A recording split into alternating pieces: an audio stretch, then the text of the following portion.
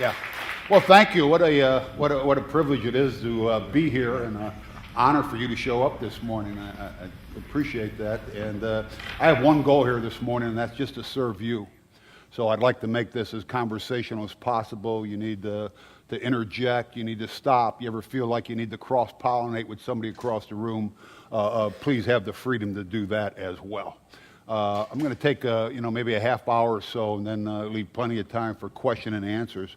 Let me just tell you three quick things about me. One, I'm a product of the 1960s. So I was in high school and college right in the convergence of the civil rights movement, of the women's rights movement, the whole war on poverty. And I think as a nation, we started to ask all the right questions about what is the role that race and gender and socioeconomic and sexual orientation speak to the inherent value and worth of every human being. I think we started to ask that 40 years ago, but they still haven't been answered in this country. We still live in a world filled with racism and sexism and all kinds of isms that marginalize and minimalize other human beings. So I've been working on social justice issues for over 3 decades now, both on the streets, in the church, and in the world of sports, which I'm going to talk about today.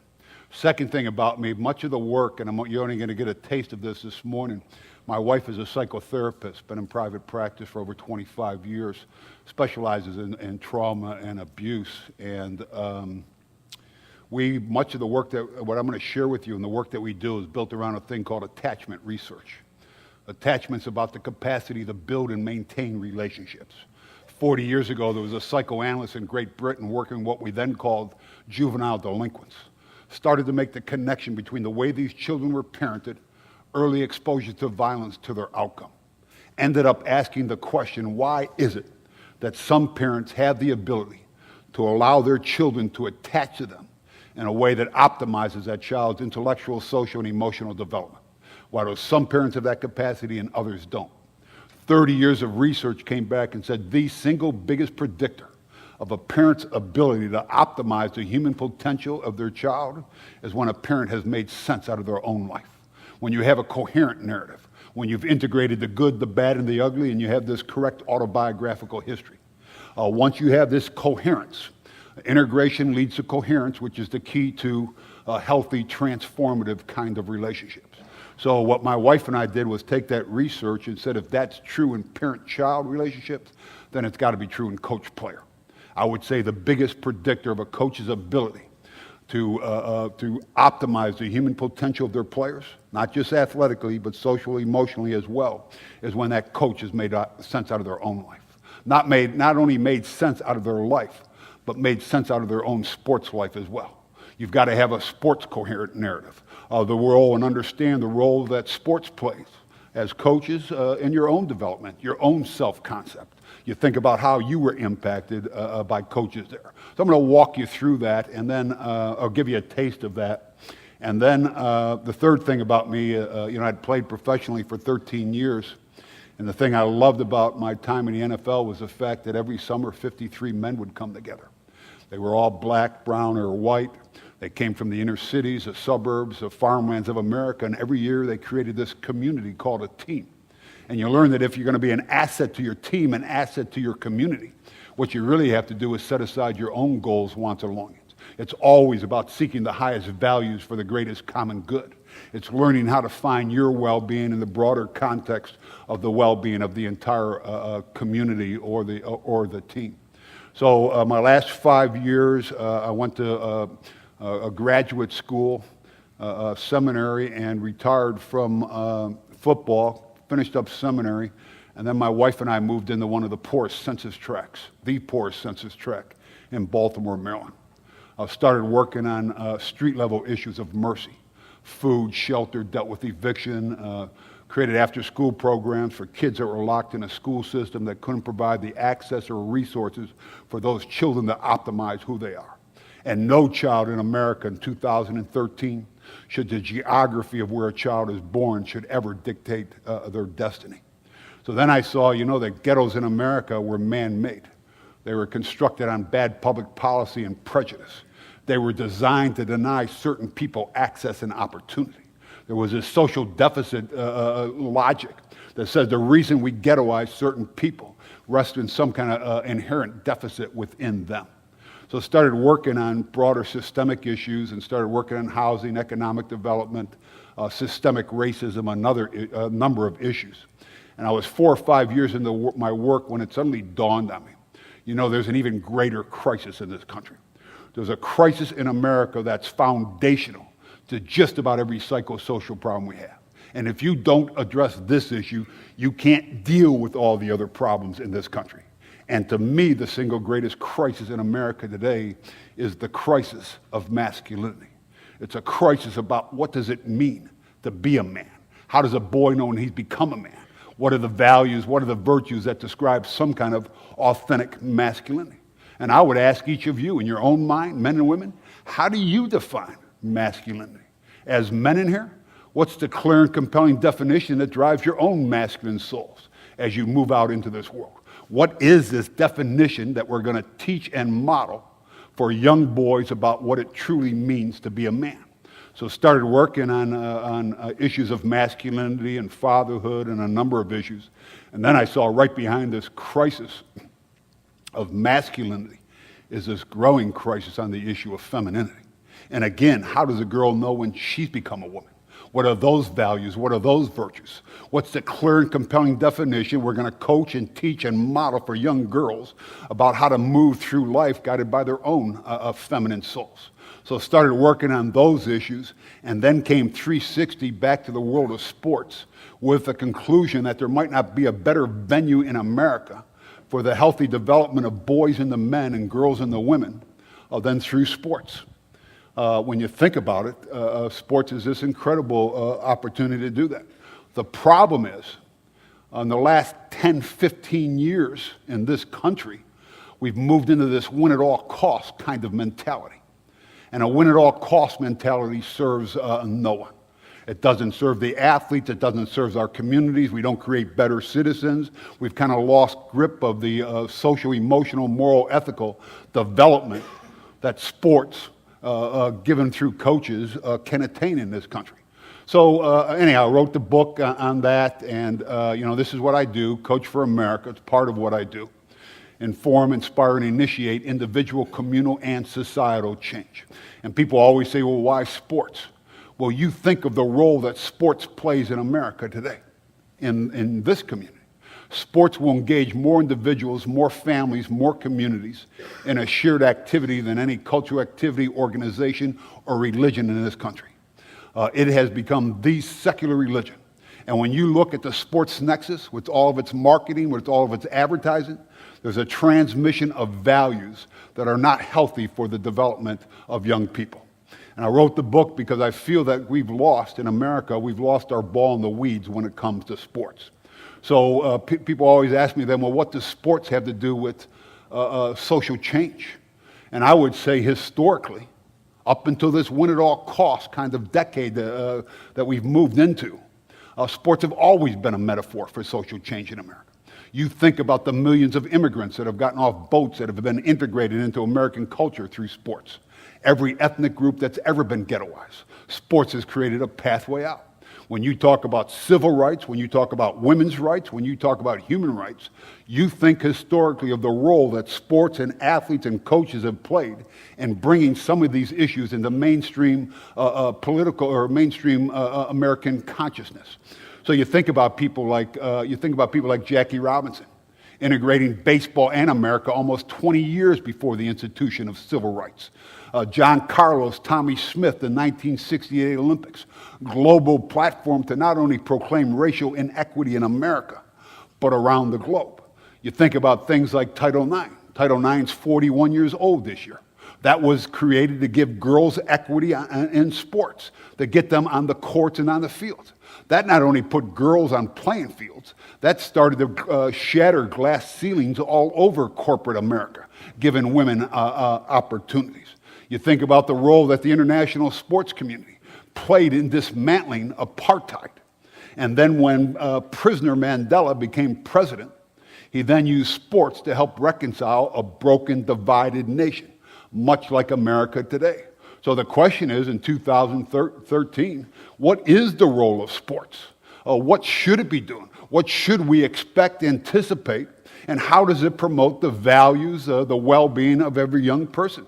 So I think sports ought to be a metaphor for the health and well-being of every participant.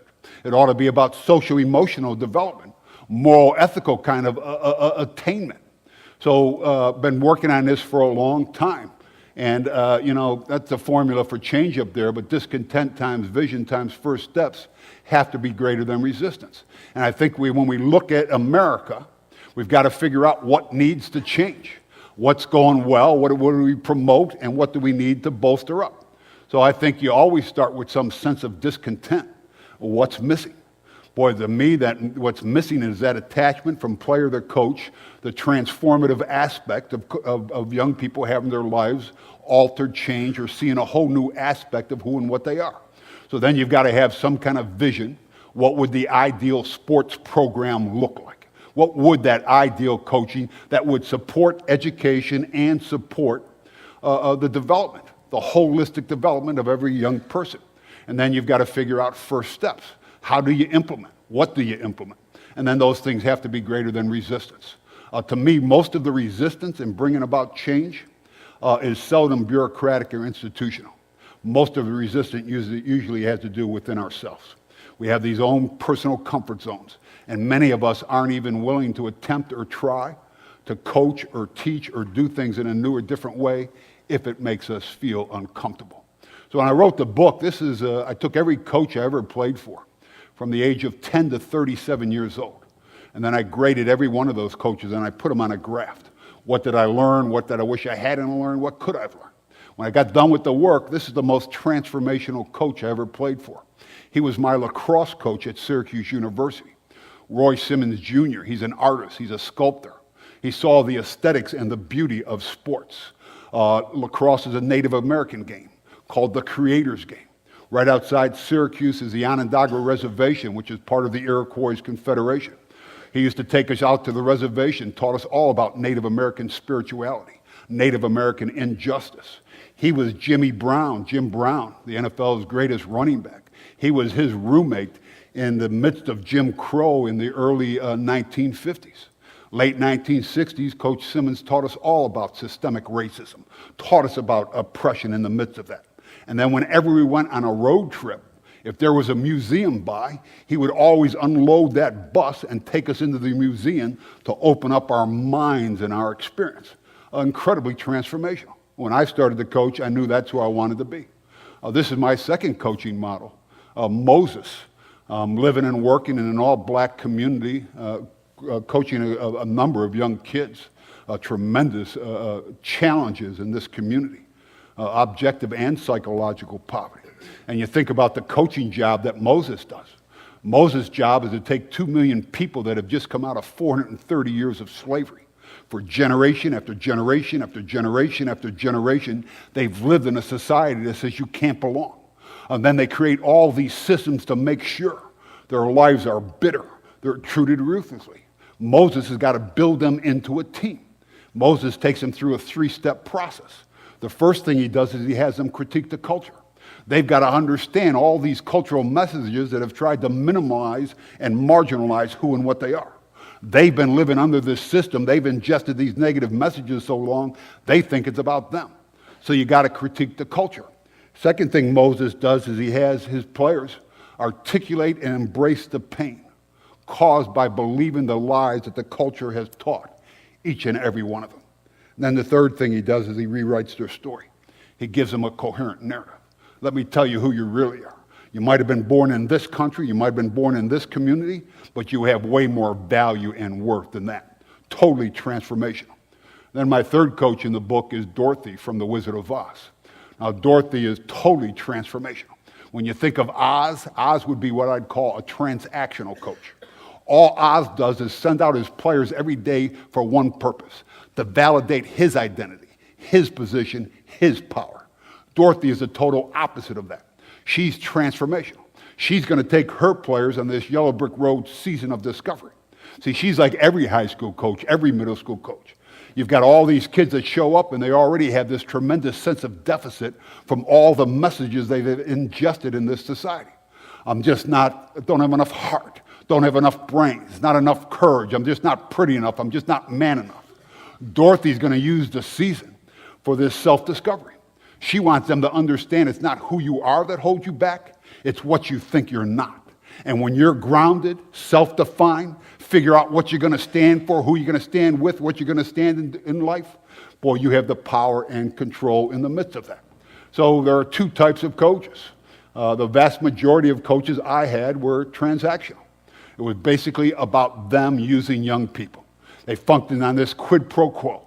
Every kid wants playing time, they want praise, they want some kind of plaudits. Transactional coaches, if those players meet my needs, my desires, my demands, then I'll meet their intrinsic needs. It's always the coach first, the team's record second, and then those players' needs down the road. The other kind of coach, and I was very fortunate to have 3 of these coaches, they radically transformed my life. They understand the power, the platform, the position that they have in the lives of young people, and they're going to use that to change the arc of every young person's life. It's always about meeting the needs of the players. And coaches, transformational coaches, understand their needs are met when they meet the needs, the holistic development of their players. So I think most coaches are on some kind of continuum between transactional and transformational. And the difference between the two is this transactional coach, he or she does nothing but monitor young people. They move them from drill to drill, from season to season, with almost no impact. Transformational coaches, it's all about mentoring. They set themselves up as the model, social, emotional, moral, ethical, and then they're going to build these attachment kinds of relationships because they understand the reason you coach, it's not about the sport. Plato said if you had the 2 most important venues to create a just society were the gymnasium and the symphony hall, because both of them are about the integration of mind, body, and spirit, the connectivity of life. But transformational coaches mentor. They build relationships. You use sports to look some young person in the eye and validate their inherent worth, their value, their human dignity, regardless of where they come from, regardless of what they've already experienced. So there's 4 fundamental questions, and this is kind of the basis of my book. But the first question is, why do you coach? I think every coach needs to be able to answer that question. Why do you coach? Is it about you or is it about the players? Second thing is, why do you coach the way that you do? When you think about how you structure practices, how you interface with your players, how you deal with their parents, why do you do it that way? Is it because you've studied best practice, or are you just merely repeating the experience you had with transactional coaches?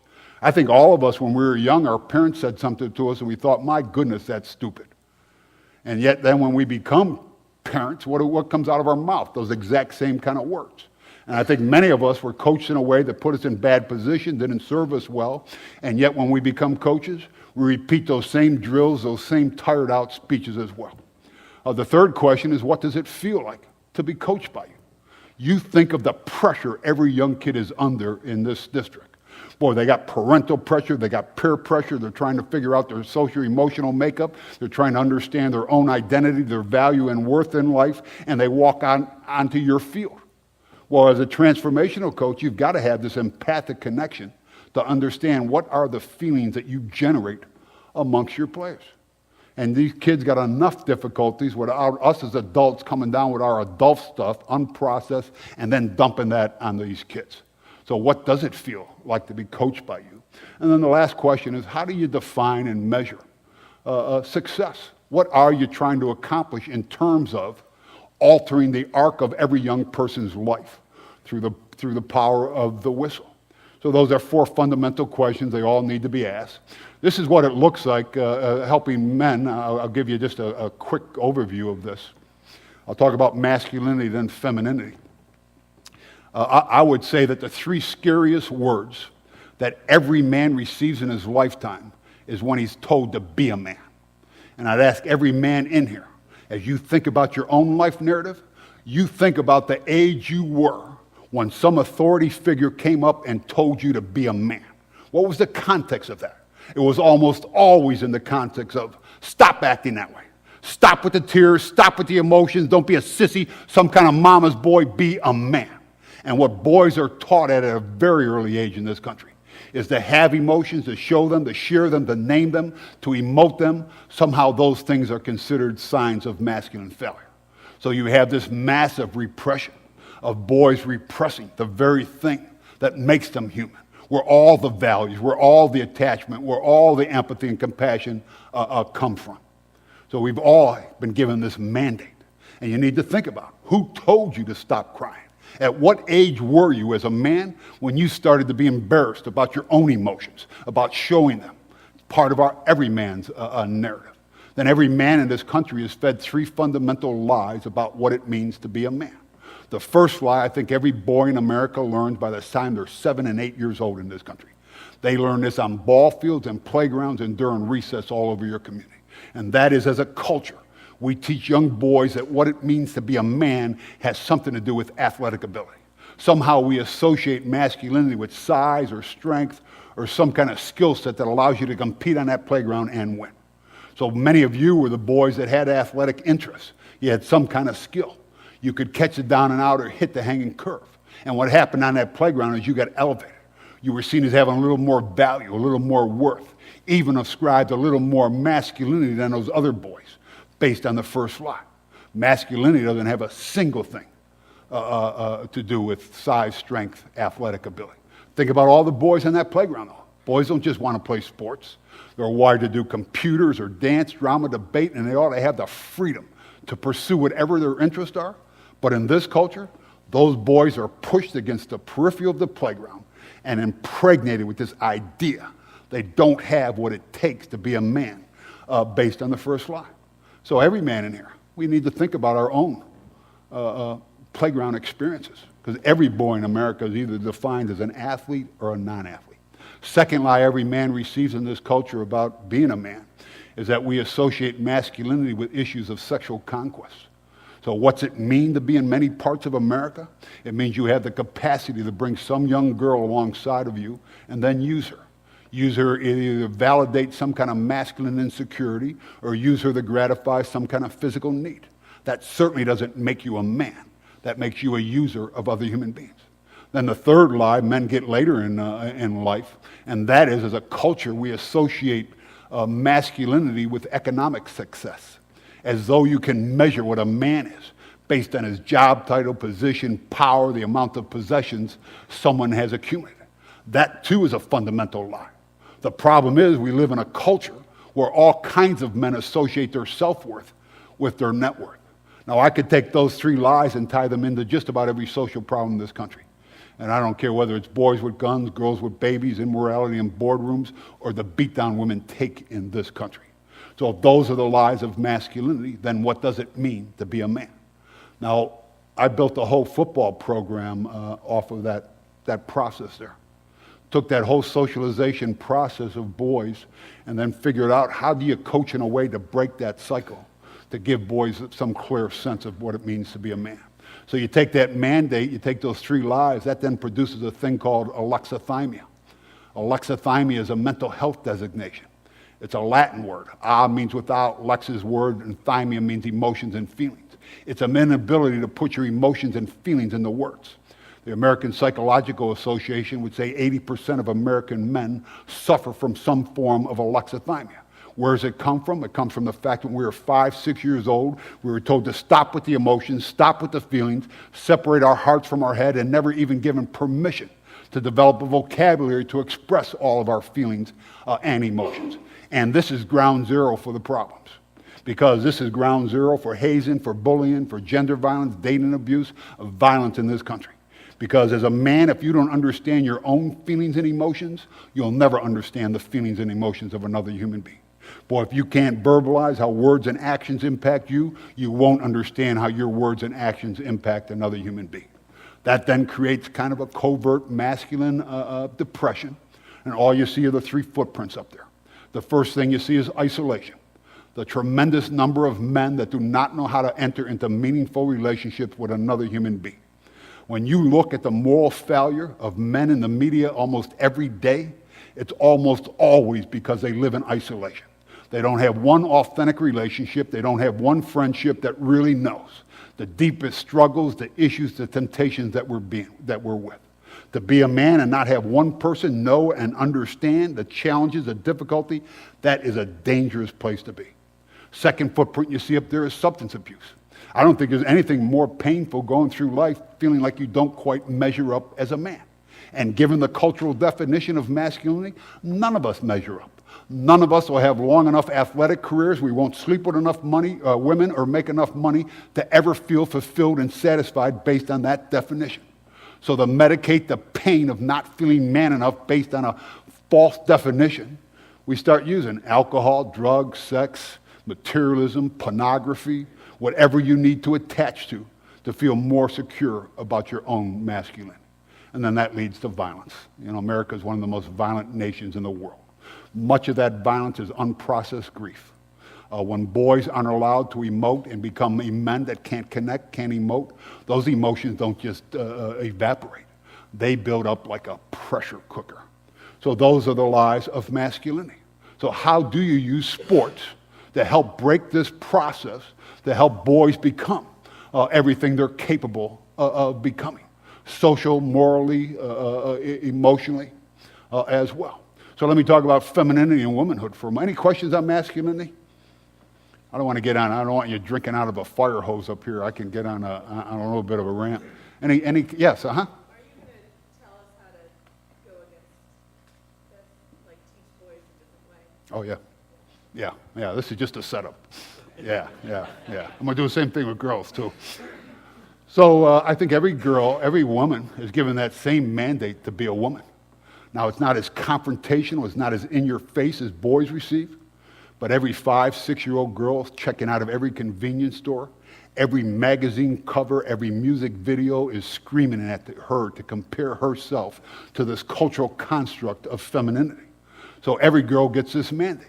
Then every girl is given 3 fundamental lies about what it means to be a woman. The first lie is this. And I think girls in this country learn this by the time they're 3, 4 years old, often sitting on their grandmother's knee. And that is, we teach young girls this myth about Prince Charming, that somehow worthy women will be rescued. And that word worthy is always a code word, that if you're just thin enough and just pretty enough, there's some man out there that's going to come and sweep you off your feet and make your life complete. As though girls and women don't have enough courage, enough conviction, enough fortitude to make their lives whatever they want them to become, apart from needing to be rescued by some man. Second lie every girl learns by the time she's 8, 9 years old. And that is, as a culture, we teach young girls that their value, their worth as a woman, as a human being, is somehow dependent on their beauty, body type, and size. So you look at the number of 8 and 9-year-old girls in this country, already dissatisfied with their physical appearance. They're either dieting or thinking about dying. They already view their bodies not from the inside out, not how their bodies perform and function for them, but from the outside in. How do other people rank and appraise my own physical appearance? And then by the time a girl gets to high school, she's under this tremendous pressure to abandon her authentic self. Girls are under this tremendous pressure, and they're given this polarity of choices. You can either be honest, authentic, and real with who and what you are, or you can choose to conform to this cultural construct. And whenever girls conform, they basically lose the locus of control. That which was internal is now put in the hands of other people. So you've got these 3 fundamental lies. That leaves every woman in this country with a sense of inadequacy, because the idealized standard for beauty, for femininity, is so unattainable, so unreachable, so photoshopped. Every woman has tremendous sense of dissatisfaction. Over 80% of American women dissatisfied with their physical appearance. I think the number is higher than that. And you have this pressure, again, to abandon your authentic self. And that leaves kind of three primary issues with young girls in this country. The first thing is self-abuse. Girls have this tendency to blame themselves when they feel they don't have what society dictates that they should have. And they take that anger and either turn that inward on themselves, or the only other acceptable place for girls to be angry, that's on other young girls. You have the same kind of medication of trying to medicate of feeling like you're not woman enough based on all the lies of this culture. And then you have eating disorders. We'll have 11 to 14 million girls, women diagnosed with anorexia, bulimia, some kind of body dysmorphic disorder. 40% of that 11 million will be girls between the ages of 15 and 19. Can you coach young girls in America today without talking about these issues. The same thing with masculinity. Any questions on femininity, womanhood? So the goal is to figure out this socialization process, and then how do you create a program that can break that down to get every girl connected to her authentic self, with the fortitude to be able to deal with herself. So here's the whole inside-out coaching philosophy. Everything is developed by your purpose. Why do you coach? And I think every transformational coach ought to have a clear, distinct statement about their difference they're trying to make in their lives of their players. Those things are then defined by values, delivered by virtues, and then directed by principles. And then they ought to be displayed, you as a coach and amongst your team as well. So you got to have a purpose, and this is my fundamental purpose when we started the program. I coach to help boys become men of empathy and integrity who will lead, be responsible, and change the world for good. Once I understood what my transformative purpose was, now I could take all my drills, all my speeches, all my interactions, and I could create a culture in order to help me fulfill that. I'm using sports to help boys become men of empathy and integrity who will lead, be responsible, and change the world for good. So I think all of us that coach, all of us in one way or another, our job is to help boys become men and girls become women. We just have to have clear understanding of what that means. So what does it mean to be a man, or what does it mean to be a woman? I define masculinity and femininity based on two criteria, and two criteria alone. And to me, they're both the same for men as they are for women, because they're really about our common humanity. Now, I know this. I've been in pastoral ministry over 30 years, preached at a multi-thousand church, and in my faith tradition, part of my job is to sit on the deathbed of people and help prepare them for that next stage of life, if you will.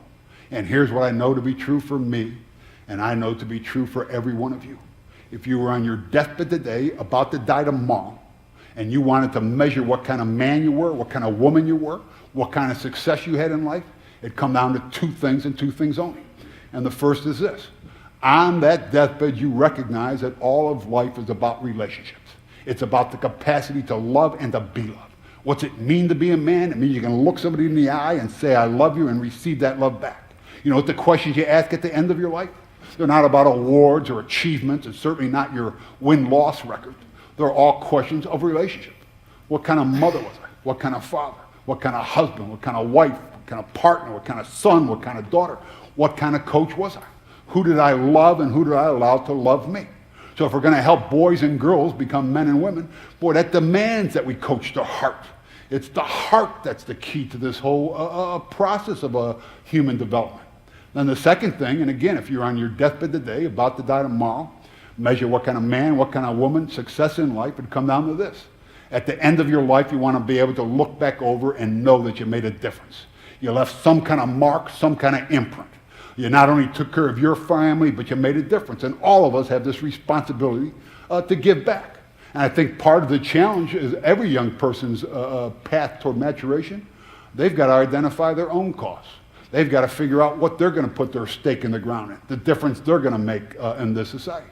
And part of the challenge, the coaching challenge, is how do you teach them how to be relationally centered, cause-oriented in life?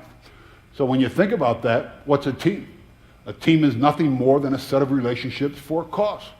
If it is a set of relationships for a cause, it's the ideal place to help boys become men and girls become women. Every team has a common purpose. You got performance goals and objectives. There's a mutually accountable work ethic, but it's always built on the trust, the respect, the integrity, and the dignity of every team member. And every great team that I've ever played on or have ever coached has always been great for two reasons. One, the players are relationally connected. They know how to connect to. They know how to talk. They know how to speak to. And the second thing is that they're committed. They commit their mind, bodies, and spirits. It's an ideal place to do this educational process. So here's a little bit. These are the 12 programmatic principles. I'm going to just walk you through 4, and then I'm going to then we'll have a conversation. But the first thing is co-curricular. I think sports in America ought to be considered co-curricular, not extracurricular. Extracurricular implies that it's something that begins at the end of the educational day. I would say as a coach, you have the last classroom of the day. And you ought to coach in a way that's consistent with the educational philosophy of which the school that you're connected, or the school district that you're connected to. So if they're going to be student athletes, we ought to be teacher coaches. And you need to look in every community and figure out what is leukemic in that community to the healthy development of boys and the men and girls and the women. And then every coach has to develop their own curriculum. There are student athletes, we're teacher coaches. So you've got to have a curriculum. So that's my purpose, to help boys become relationally oriented, cause-oriented. Here's what we do. We take our season and basically break it into 2 semesters. For half the season, we're going to teach boys how to be relationally oriented in life. We're going to teach them the process of becoming good men. Not only good men, but involved men. So we're going to teach them about empathy. Empathy is part of our human nature, but it has to be nurtured. It gets beat out of young people at an early age in this culture. So we take a topic a week for 10 minutes before every practice, and then for 20 to 30 minutes on the day of the game, we teach that topic. And then we help every young person identify their cause. So we teach about poverty, racism, educational inequality, gender violence, dating abuse. We want to make sure that they understand the issues that they can put their stake in the ground on. So we teach. It's co-curricular. Second thing, I think in America we have to redefine competition. Competition doesn't have to mean I win, you lose. I think we all strive, but competition historically, the etymology of that word has to do with this mutual quest for excellence. I want to compete against you because you're going to bring out the very best in me. I want to coach against you. I'm going to force you to be your best, and you're going to bring out the best in me. And we need to redefine competition. We've got a whole state in this country that has just banned all shaking of hands after games because they've had so many fights. Well, I don't think you ban that. I think we got to start teaching. We got to start holding coaches accountable. Children go through those lines. They ought to understand that's about honoring competition because they have just brought out the best in you. Third thing is character. I think the great myth in America is that sports builds character. Sports does not build character in a win-at-all-cost mentality. Most of the studies show that the longer, the higher kids play in that kind of mentality, the more ethically and morally callous they become. We have to redefine character. Character is not built in sports today unless a coach models it, possesses it, and then teaches it to their players. So character is this old Greek word. It means to mark, engrave, to scratch. So that silversmith would create that beautiful silver chalice, turn that over at the end of that process, and then put their character on there. So everybody would know. And I think every coach ought to have at least 3 character traits that they're trying to develop. You ought to identify them so every one of your players knows them. You identify them, you integrate them into your coaching, you provide opportunities, and whenever you see a player during the game perform one of your values, your character traits, that's a moment of greatness. You just stop practice. So if you're working on empathy and you see that 250-pound offensive tackle run over that scout team cornerback, pick that kid up, pat him on the back, boy, that is a moment of greatness because they have just demonstrated the character. And this is why we're coaching. It ought to be why we're coaching, to mark every kid that comes through our program. Then the last thing is classroom. And again, we teach. Well, we teach every day. So I'll give you one illustration because we just finished it. And I'm going to ask Steve Valech to maybe share for a moment. But we just finished homecoming dance. So homecoming week is the week that we're going to teach our players how to respect girls and women. Where we understand that part of the social psyche of men has to do with this issue of sexual conquest. So if you're going to play for us, we're going to raise that standard. So Monday before a homecoming dance, the players will come down to the field, and I'll get up in front of them or a guy I coach with and say, hey, you know that girl you're taking to the dance Saturday night? That's not something to be conquered or used. That is some mother and father's most cherished relationship.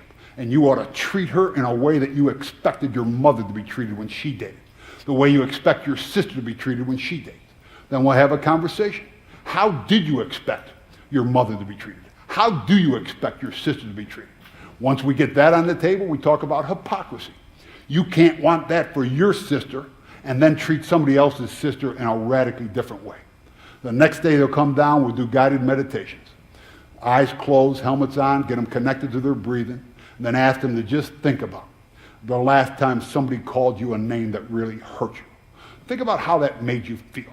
Think about the words that we use. Think about the intent of the person using those words.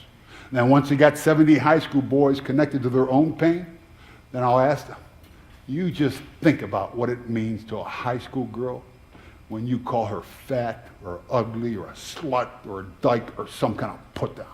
You think about the power of your words either to elevate other human beings or to tear them down. Next day we'll come to practice and we'll do case scenarios. You're at a party and some girl is stupid drunk and one of your classmates trying to drag her into a bedroom. What do you do as a man at that moment? Do you just walk on by? Do you become another bystander in life? You think your teammate's going to get lucky tonight or something? What do you do as a man? And you have to help young boys understand these scenarios. And I don't know whether you followed Steubenville or all the high school rape cases in this country. I mean, it is just staggering what's happening in America, and we need to teach. And coaches have this incredible platform, power, and position to do this. So then what we'll do is on Thursday, every boy has to write a couple paragraphs about how they're going to treat that date from the moment they pick her up, take her to the dance, and then bring her home.